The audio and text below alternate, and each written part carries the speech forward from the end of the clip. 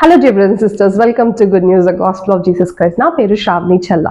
ఈ సంవత్సరం మన కమ్ ఫాలో మీలో డాక్ట్రిన్ కవెనెన్స్ చూడబోతున్నాము. సో ఈ రోజు వీడియోలో డాక్ట్రిన్ కవెనెన్స్ అంటే ఏంటి, అది ఎందుకు ఇవ్వబడ్డది, ఎలా ఇవ్వబడ్డది, ఎందుకు డాక్ట్రిన్ కవెనెన్స్ యూనిక్, అసలు ఎందువలన దేవుడు మనకి ఇలాంటి ఒక స్క్రిప్చర్ని ఇచ్చారు అనే విషయాలని ఈ వీడియోలో చూడబోతున్నాము.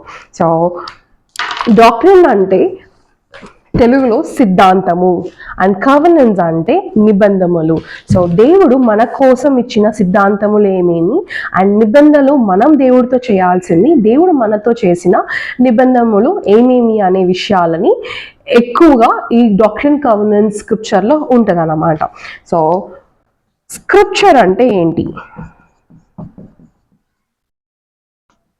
సో సేమ్ డాక్ట్రిన్ కవెనెన్స్లో సెషన్ 68లో వర్స్ 4లో చెప్పబడ్డది. స్క్రిప్చర్స్ అంటే లేఖనం అంటే ఏంటి అంటే పరిశుద్ధాత్మ వలన ప్రేరేపించబడగా వారు ఏది మాట్లాడినను అది లేఖనమగును, ప్రభువు చిత్తమగును, ప్రభువు మనస్సు అగును, ప్రభువు వాక్యమగును, ప్రభువు స్వరమగును, రక్షణను కలుగజేయు దేవుని శక్తి అగును. సో ఇక్కడ ఏమంటున్నా, స్క్రిప్చర్స్కి మీనింగ్ చెప్పారన్నమాట. స్క్రిప్చర్ అంటే ఏంటి?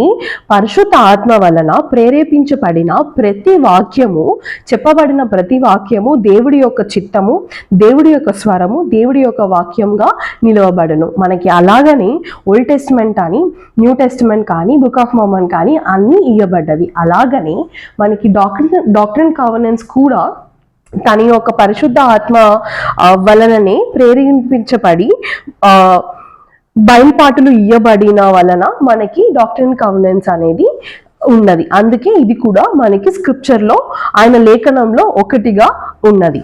అండ్ ఇప్పుడు మనము డాక్ట్రిన్ కవెనెన్స్ అంటే ఏంటి? సో డాక్ట్రిన్ కవెనెన్స్ అంటే ఏంటి అండ్ ఎందుకు మనకి ఇవ్వబడ్డది డాక్ట్రిన్ కవెనెన్స్ అనేది చూద్దాం. సో మనకి సేమ్ డాక్ట్రిన్ కవెనెన్స్లో ఇంట్రడక్షన్ పేజ్, సో స్టార్టింగ్ పేజ్లోనే మనకి ఆ ఫస్ట్ లైన్స్లో చెప్పబడ్డది. అది ఏందో చూద్దాం. పీఠిక, సిద్ధాంతము మరియు నిబంధనలు అంత్యదినములలో ఈ భూమిపైన దేవుని రాజ్యస్థాపనకు, క్రమబద్ధీకరణకు ఇవ్వబడిన దైవిక బయల్పాటులు మరియు ప్రేరేపిత బహిరంగ ప్రకటనల సమకూర్పు.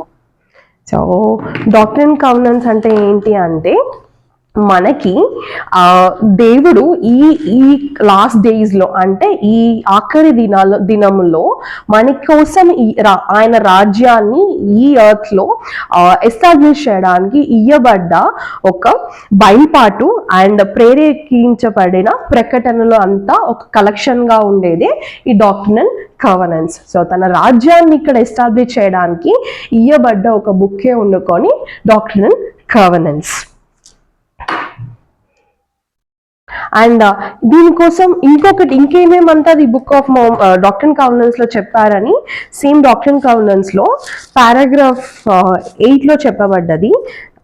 అది ఏంటంటే, in the revelations the doctrines of gospel are set forth with explanations about such fundamental matters as the nature of the Godhead, the origin of man, the reality of Satan, and the purpose of mortality, the necessity for obedience, the need for repentance, the workings of the Holy Spirit, the ordinances and performance that pertain to salvation, the destiny of the earth, the future condition of a man after resurrection, and the judgment, the eternity of marriage relationship, and the eternal nature of the family.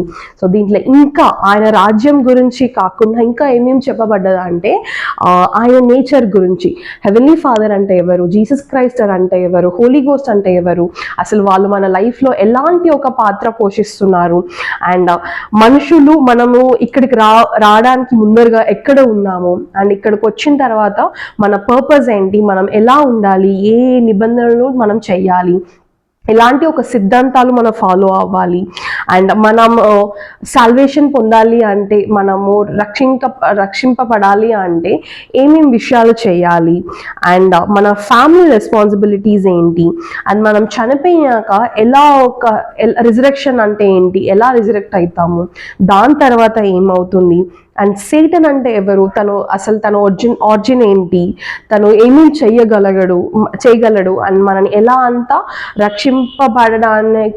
పడకుండా ఉండడానికి ఆపగలడు.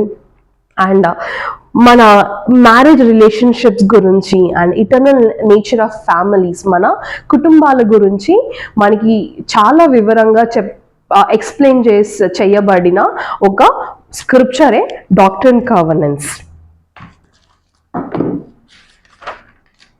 And మనకి ఇది ఎలా ఇవ్వబడ్డదని చూద్దాము.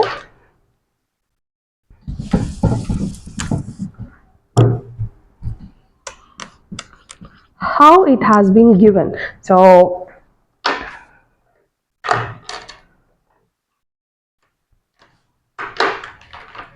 First వండుకొని మనకి ఇది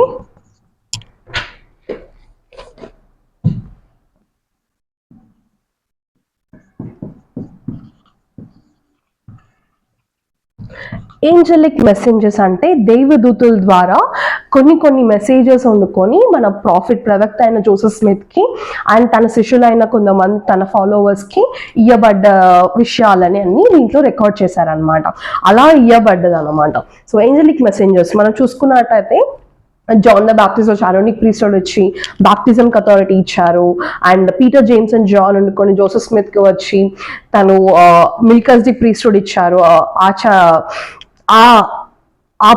profit ప్రీస్టోడ్ ఇచ్చారు. అండ్ దెన్ ఎలైజా వచ్చేసి ఫ్యామిలీకి సీలింగ్ కీస్ ఇచ్చారు. ఇలా చాలా మంది దేవదూతలు అండ్ మెసెంజర్స్ వచ్చి జోసెఫ్ స్మిత్కి గైడ్ చేసిన విషయాలన్నీ అవన్నీ ఒక కలెక్షన్గా పెట్టుకొని చేయబడ్డదే ఈ డాక్ట్రిన్ అండ్ కవర్నెన్స్. అండ్ ఇవన్నీ ఇంకా కొంచెం క్లారిటీగా మనం చూసుకోవాలి అంటే ఎస్పెషల్లీ సెషన్ 2లో, సెషన్ 13లో, సెషన్ 27లో, సెషన్ 110లో మనకి ఇంకా క్లియర్గా అసలు ఎవరెవరు వచ్చి ఏమేమి ఆయనకి అథారిటీ ఇచ్చారనే విషయాలు కూడా చాలా క్లారిటీగా దీంట్లో మెన్షన్ చేయబడ్డది. అండ్ నెక్స్ట్ వన్ అనుకొని త్రూ డివైన్ ఇన్స్ట్రుమెంట్స్.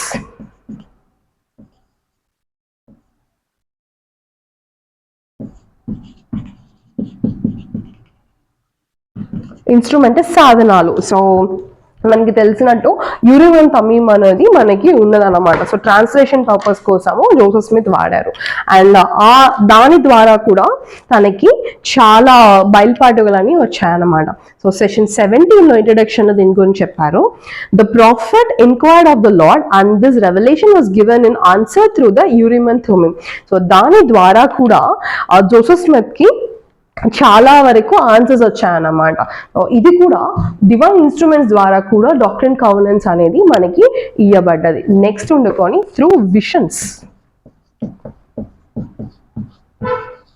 విషన్స్ అంటే దర్శనాలు. సో జోసెఫ్ స్మిత్ కి జీసస్ క్రైస్ట్ హెవెన్లీ ఫాదర్ ఒక దర్శనం ఇచ్చే ఈ రెస్టోరేషన్ పునఃస్థాపనం అనేది జరగబడింది. అలాగనే తనకి ప్రతి ఒక్కటి ఈ బుక్ లో రాయబడిన ప్రతి ఒక్క విషయం కూడా విషన్స్ ద్వారా అండ్ ఈ ఏంజలిక్ మెసెంజర్స్ దేవదూతలు వచ్చేసి ఆయన సాధనం ద్వారా కూడా ఇవ్వబడ్డారన్నమాట. అండ్ ఇంకొకటి చూసుకున్నాము అంటే చర్చ్ ప్రొక్లమేషన్, ప్రకటనలు. చర్చ్ ప్రొక్లమేషన్స్. సో మనకి తెలిసినట్టు ఫ్యామిలీ ప్రొక్లమేషన్ అండ్ క్రైస్ట్ గురించి ఒక ప్రొక్లమేషన్ అండ్ లాస్ట్ వీక్ మనం చూసుకున్నట్టు రెస్టరేషన్ గురించి ఒక ప్రొక్లమేషన్, ఇట్లాంటి చాలా ప్రకటనలు దేవుడి ద్వారా మన ప్రవక్తలకి అండ్ తన శిష్యులకి ఇవ్వబడ్డది. అది మన లోకానికి మన అందరికీ చేరాలని ఇలాగ కూడా మనకి ఈ డాక్ట్రిన్ కవర్నెన్స్ అనేది ఇవ్వబడదు అనమాట. సో మెయిన్గా డాక్ట్రిన్ కవర్నెన్స్ ఎలాంటి ఒక బయలుపాటుகள் ఉన్నాయి అంటే ఏంజలిక్ మెసెంజర్స్ అంటే దేవదూతలు ఇచ్చినవి అండ్ డివైన్ ఇన్స్ట్రుమెంట్స్ ద్వారా ఇచ్చినటివి అండ్ తనకి వచ్చిన దర్శనాల మూల్యంగా అండ్ మన ప్రాఫిట్స్ ఇచ్చిన ప్రకటనల మూల్యంగా వచ్చినవే మనకి doctrine covenants. Next question, when it has been given. So మనకి తెలిసినట్టు జోసెఫ్ స్మిత్ కి 1820లో తనకి ఫస్ట్ విషన్ అనేది జరిగింది అన్నమాట. So when it has been given. మనకు తెలిసినట్టు 1820లో జోసెఫ్ స్మిత్కి ఫస్ట్ విషయం అనేది జరిగింది. అప్పటి నుంచి తను బుక్ ఆఫ్ మోర్మన్ ట్రాన్స్లేషన్లో చర్చ్ ఆర్గనైజింగ్లో ఉన్నాడు. అండ్ 1830లో April 6th రోజు మన చర్చ్ అనేది ఆర్గనైజ్ చేయబడ్డది. సో దాని తర్వాత 1831లో వీళ్ళ ప్రాఫిట్ అండ్ వాళ్ళ అపోజల్స్ అందరూ కలిసి నీ దగ్గర ఉన్న మ్యానుస్క్రిప్ట్ అంటే దేవుడు ఇచ్చిన బయలుపాఠలు అన్నీ ఒక దాంట్లో రాసి పెట్టున్నప్పుడు అవన్నీ మనం ఒక బుక్గా చేయాలి అని దేవుడు వండుకొని అని దేవుడు ఇన్స్పిరేషన్ ఇచ్చాడు. సో అలాగనే ఈ బుక్ని రాయడం అండ్ కలెక్ట్ చేయడం స్టార్ట్ చేశారనమాట. సో స్టార్ట్ చేసిన ఇయర్ వండుకొని 1831లో ఈ స్టార్ట్ చేసినప్పుడు వాళ్ళు రాయడం మొదలు పెట్టారు. సో ఫుల్ బుక్గా రాయడం మొదలు పెట్టినప్పుడు దాంట్లో చాలా కొన్ని తప్పులు ఉండి దాన్ని జోసెఫ్ స్మిత్ దగ్గరికి ఇచ్చి జోసెఫ్ స్మిత్ సేమ్ ఇయర్ దాన్ని కరెక్ట్ చేసి బుక్గా మనం దాన్ని రిలీజ్ చేద్దాము అని మొత్తం ప్రిపరేషన్ జరుగుతుండే. అండ్ 1833లో సో అది బుక్ ఆఫ్ కమాండ్మెంట్స్గా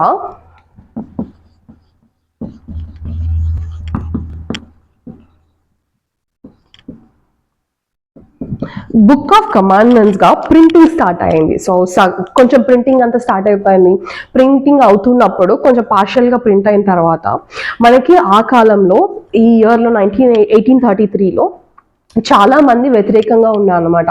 మన చర్చ్కి కానీ బుక్ ఆఫ్ మోర్మన్ కానీ ప్రాఫిట్కి కానీ అసలు దేవుడు విషయాల్లో ఎస్పెషల్లీ మన ఈ రెస్టోరేషన్ గురించి తీయగానే అందరూ ఆపోజిట్గా అయిపోతుండే, చాలా వ్యతిరేకాలు ఉండే.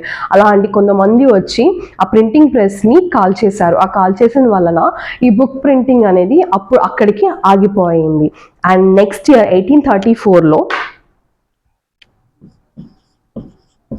ఒక కమిటీ ఫామ్ చేశారనమాట. ఒక కమిటీ ఫామ్ చేసి ఆ కమిటీని మళ్ళీ కలెక్ట్ చేయండి, ఏమేమి దారిపోయామో ఏమేమి మనం పోగొట్టుకున్నామో అవన్నీ మళ్ళీ కలెక్ట్ చేసి మళ్ళీ దాన్ని స్టార్ట్ చేద్దాం ఈ ప్రాసెస్ని, ఈ బుక్ని అని చెప్పి డాక్ట్రిన్ కవర్నెన్స్ అండ్ స్క్రిప్చర్ని అని చెప్పి స్టార్ట్ చేశారు. సో అప్పుడు దీనికి పేరు బుక్ ఆఫ్ కమాండ్మెంట్స్గా ఉండే. ఆ కమిటీ మెంబర్స్ ఎవరెవరు ఉన్నారు అంటే అప్పుడున్న 12 apostles and first presidency and Joseph Smith ప్రిసైడింగ్గా ఉండి తను స్టార్ట్ చేశారు. వాళ్ళు ఏం చేశారు అంటే ఈ బుక్ని 2 పార్ట్స్గా డివైడ్ చేశారన్నమాట. సో 2 పార్ట్స్గా డివైడ్ చేసినప్పుడు ఫస్ట్ పార్ట్ ఏంటి అంటే డాక్ట్రిన్ అని, సెకండ్ పార్ట్ కవర్నెన్స్ అని దీన్ని డివైడ్ చేశారనమాట. సో అప్పట్లో ఈ డాక్ట్రిన్ దాంట్లో ఏముండే అంటే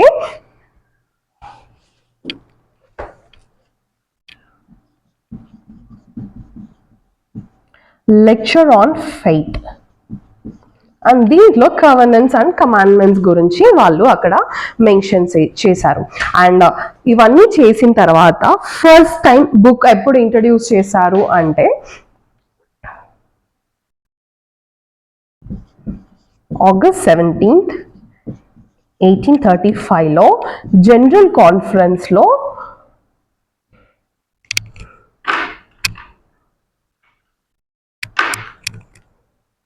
డాక్ట్రిన్ అండ్ గవర్నెన్స్ గా ఈ బుక్ ని పబ్లిష్ చేశారు. ఫస్ట్ జనరల్ కాన్ఫరెన్స్ లో అనౌన్స్ చేసి దాని తర్వాత దీన్ని పబ్లిష్ చేశారనమాట సేమ్ ఇయర్. దాని తర్వాత ఇది పబ్లిష్ చేసి అందరి చేతికి వచ్చిన తర్వాత మళ్ళీ కొన్ని రోజుల తర్వాత జోసెఫ్ స్మిత్ కి అండ్ వాళ్ళ ప్రాఫిట్స్ జోసెఫ్ స్మిత్ చనిపోయారు. అండ్ దాని తర్వాత అప్పుడుండే ఫస్ట్ ప్రెసిడెన్సీ అప్పుడుండే ప్రాఫిట్ వాళ్ళకి కొంచెం ఇన్స్పిరేషన్స్ వచ్చి వాళ్ళు 1921లో ఇంకొక ఎడిషన్ని రిలీజ్ చేశారనమాట. ఆ ఎడిషన్లో ఏం తీసేశారు అంటే ఈ లెక్చర్స్ ఆఫ్ ఫెయిత్ అనే విషయాన్ని లెక్చర్స్ ఆఫ్ ఫెయిత్ అనేది వాళ్ళు అక్కడ రిమూవ్ చేశారు. ఎందుకు రిమూవ్ చేశారు అంటే ఆ టైంలో లెక్చర్స్ ఆఫ్ ఫెయిత్ వండుకొని స్కూల్ ఆఫ్ ప్రాఫిట్స్ అని ఒక కమిటీ ఉండేది వాళ్ళకి, అంటే అప్పుడుండే ప్రాఫిట్కి అండ్ అపోజల్స్ వాళ్ళకి అందరికీ ఒక ట్రైనింగ్ లాగా లేకపోతే వాళ్ళకి ఒక ఇన్స్ట్రక్షన్స్ లాగా దీంట్లో ఉన్నదన్నమాట. సో వాళ్ళకి అర్థం చేసుకునేది ఏంటి అంటే ఇది ఈ వరల్డ్లో ఉండే చర్చ్ మెంబర్స్ అందరికీ ఇచ్చే ఇన్స్ట్రక్షన్స్ కాదు, ఇది ఓన్లీ ప్రాఫిట్కి అండ్ అపోజల్స్కి ఇన్స్ట్రక్షన్స్ అనేసి వాళ్ళకి అనిపించి అండ్ అది 1921లో దీన్ని లెక్చర్స్ ఆన్ ఫెయిత్ని రిమూవ్ చేసి మళ్ళీ ఒక న్యూ వర్షన్ని రిలీజ్ చేశారు. అండ్ దాని తర్వాత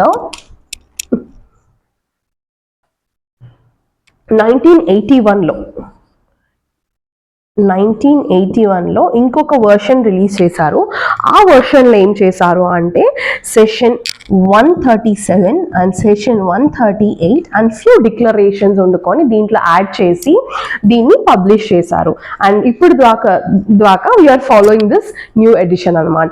మనం అనుకోవచ్చు, అరే దేవుడు ఇచ్చాడు, దేవుడు రెవల్యూషన్స్ అన్నారు, ఆయన ఇచ్చిన బయలుపాట్లు అన్నారు, ఆయన ఇచ్చిన ఇన్స్పిరేషన్స్ అన్నారు, మళ్ళీ ఎందుకు ఇన్నిసార్లు దీన్ని రిఫైన్ చేశారు, ఇన్నిసార్లు న్యూ వర్షన్స్ 2 సార్లు ఎందుకు రిలీజ్ చేశారు అని అంటే, మనకు తెలిసినట్టు దేవుడు ఇచ్చాడు, బట్ దాన్ని రాసిన వ్యక్తులు ప్రాఫిట్ అయినా కానీ ఒక హ్యూమన్ బీయింగ్స్, అంటే ఒక వీక్నెసెస్, ఒక ఫ్లాస్ ఉండే ఒక హ్యూమన్ బీయింగ్స్.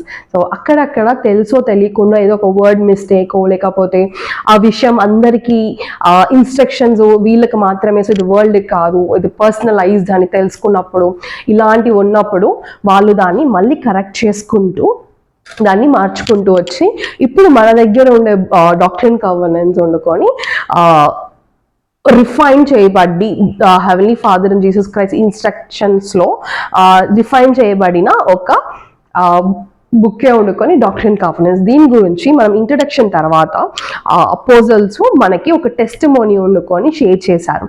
సో ఇంట్రడక్షన్ తర్వాత ఒక పేజ్ ఉంటుంది, దాన్ని మీరు ఇంట్రడక్షన్ అని చదవండి. ఓకే,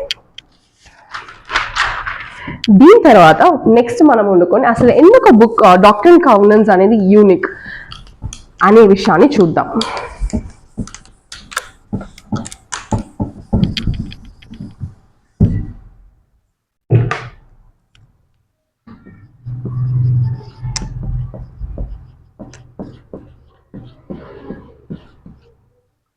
అసలు ఎందుకు డాక్ట్రిన్ కవర్నెన్స్ యూనిక్ అని చూసామనుకుంటే, ఇంట్రడక్షన్లో పారాగ్రాఫ్ 3లో అది క్లియర్గా మెన్షన్ చేశారనమాట.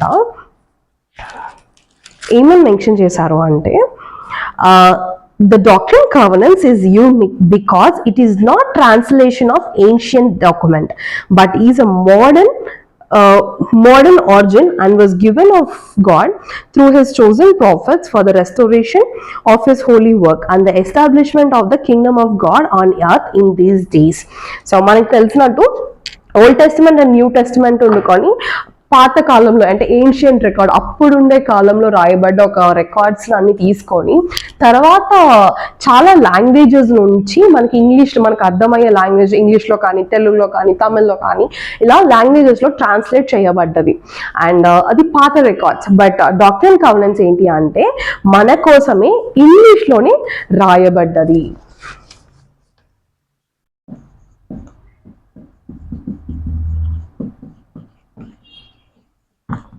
written in English and it's a modern origin. So ancient origin కాదు, ఇప్పుడు మోడర్న్ ఆరిజిన్. 1820 నుంచి ఏమేమి జరిగింది, జోసెఫ్ స్మిత్కి ఎలా అంతా బయలుపాటుగా రెవల్యూషన్స్ ఇచ్చారు అనే విషయాలన్నీ చెప్పిన ఇవన్నీ అన్నమాట. And has a story line. అంటే మనము డాక్ట్రిన్ కవర్నెన్స్ సెషన్ చదివేదానికి ముందర పైన ఒక ఇంట్రడక్షన్ ఉంటుంది అనమాట. ఆ ఇంట్రడక్షన్లో మనకి స్టోరీ లైన్ ఇచ్చుంటారు.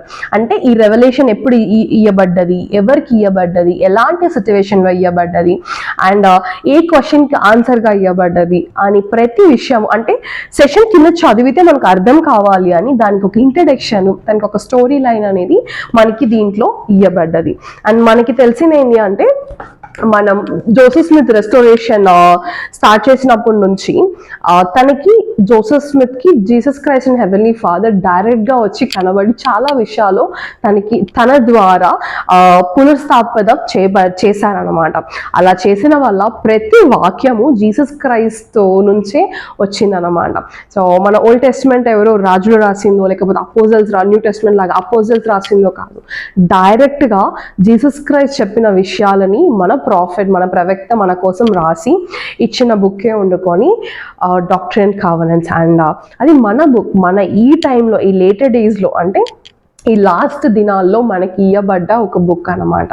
అంటే మన ప్రాఫిట్స్ ఒక 200 yearsకి ముందర నుంచి జరిగిన విషయాలన్నీ మనం కోసము రాయబడిన ఒక బుక్ అన్నమాట. సో ఓల్డ్ టెస్టిమెంట్ వండుకొని ఇస్రాయేల్స్ గురించి చెప్తుంది, అండ్ న్యూ టెస్టిమెంట్ వండుకొని క్రిస్టియన్ డిజైపుల్స్ గురించి చెప్తుండే, అండ్ బుక్ ఆఫ్ మామన్ వండుకొని నీఫైట్స్ గురించి, లామనైట్స్ గురించి, జారడైట్స్ గురించి చెప్పిన ఒక హిస్టరీ. బట్ డాక్ట్రిన్ కవెనెంట్స్ మన రెస్టోరేషన్ గురించి, మనం ఇప్పుడు ఆన్ గోయింగ్ రెస్టోరేషన్ వరకు చెప్పబడే ఒక ఆన్ గోయింగ్ బుక్కే వండుకొని డాక్ట్రిన్ కవెనెంట్స్. సో ఆయన మనకి ప్రేరేపించిన ప్రతి విషయాలు మన ప్రాఫిట్ ద్వారా వాళ్ళు తన అపోజల్ ద్వారా ఇచ్చిన ప్రతి విషయము ఈ రోజుల్లో మన కోసం ఇవ్వబడిన మన బుక్కే ఈ doctrine and covenants. So Ezra F Benson ఒక కొటేషన్ ఇచ్చారనమాట, and I quote, "The Book of Mormon brings men to Christ. The Doctrine Covenants bring men to Christ's kingdom. The Book of Mormon is a keystone of a religion. The Doctrine Covenants is a capstone of a religion with continuing latter-day revelation." So దీంట్లో ఏమంటున్నారంటే book of Mormon మనని Jesus Christ కి దగ్గరికి తీసుకెళ్ళడానికి, తన closeness feel అవ్వడానికి మనకి ఒక గైడ్ గా ఉంటది. బట్ డాక్ట్రిన్ కవెనెంట్స్ మనని తన రాజ్యానికి తీసుకెళ్ళడానికి మనకి హెల్ప్ఫుల్ గా ఉంటుంది. ఎందుకంటే తన కవెనెంట్స్ అని మనం చేయడానికి, తనతో కవెనెంట్స్ చేయడానికి మన యొక్క గైడ్ గా ఉండేది doctrine covenants. And book of Mormon మన రిలీజియన్ కి మన కీ స్టోన్ అని మనం అవుతాం. బట్ డాక్ట్రిన్ కవెనెంట్స్ ఉండి మన రిలీజియన్ కి ఒక క్యాప్స్టోన్. క్యాప్స్టోన్ అంటే ఏంటి అంటే a stone placed on top to make its completion. అంటే మొత్తం అయిపోయింది అని లాస్ట్ రాయి పెడతారు కదా, ఆ రాయినే క్యాప్స్టోన్ అన్నమాట. సో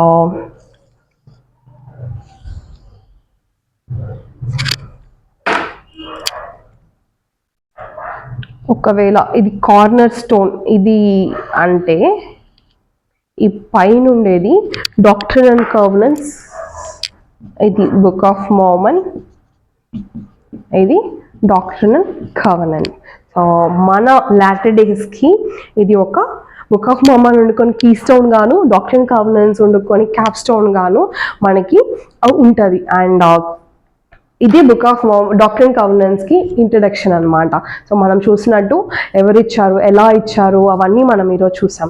అండ్ నాకు తెలుసు ఈ డాక్ట్రిన్ కవెనెంట్స్ మన కోసం మన ప్రాఫిట్స్ ద్వారా అండ్ మన లాంగ్వేజ్ అర్థమయ్యేటట్లు తప్పులు లేకుండా దాన్ని రివైజ్ చేసి మన కోసం ఇవ్వబడ్డ ఒక స్క్రిప్చరే ఈ డాక్ట్రిన్ అండ్ కవెనెంట్స్. మనం దీన్ని నేర్చుకొని ఈ సంవత్సరం కంఫాలో మీ ద్వారా మనం ఇంకా దాంట్లో ఉండే నిబంధనలు, దేవుడు ఇచ్చిన చాలా విషయాలు, సిద్ధాంతాలు అవన్నీ మనం నేర్చుకున్నాము అంటే ఖచ్చితంగా మనం తన రాజ్యానికి వెళ్ళడానికి ఒక ప్రిపరేషన్లో ఉండేదానికి మనకి డాక్ట్రిన్ కవెనెంట్స్ హెల్ప్ అవుతుంది. అండ్ నాకు తెలుసు ఇవన్నీ జోసెఫ్ స్మిత్ ద్వారా మనకి రెస్టోరేషన్ అని జరిగి ఆయన ఒక దేవుడు చేతుల్లో ఒక ఇన్స్ట్రుమెంట్గా ఉండి మనకి ఇలాంటి ఒక బ్లెస్సింగ్స్ మన లైఫ్లో తెచ్చినాడని నాకు తెలుసు. అండ్ ఇవన్నీ యేసుక్రీస్తు నామమున షేర్ చేసుకుంటున్నాను. ఆమేన్. మీకు ఇంకేమైనా క్వశ్చన్స్ ఉంటే లేకపోతే సజెషన్స్ ఉంటే you can share in the comments. And ఇది నాకేం అర్థమవుతుంది, నేనేం నేర్చుకుంటున్నాను, నేను ఎలా డాక్ట్రిన్ కవెనెంట్స్ని ఇయర్ ఫాలో అవుతున్నాను విషయాలని మీతో నేను షేర్ చేసుకుంటున్నాను. అండ్ ఇది చర్చ్కి దీనికి చర్చ్ ఇచ్చిన కంఫాలో మీ ఫాలో చేసి నేను నేర్చుకుంటున్నాను, అది మీతో నేను షేర్ చేసుకుంటున్నాను. అండ్ మీకు ఇంకా ఏమైనా సజెషన్స్, ఇంకా మీకు ఎలా నేర్చుకుంటే బాగుంటుంది, మీరు ఇలా ట్రై చేయండి, ఏమైనా సజెషన్స్ ఉంటే కూడా మీరు కమెంట్లో మీరు చేయొచ్చు. Thank you.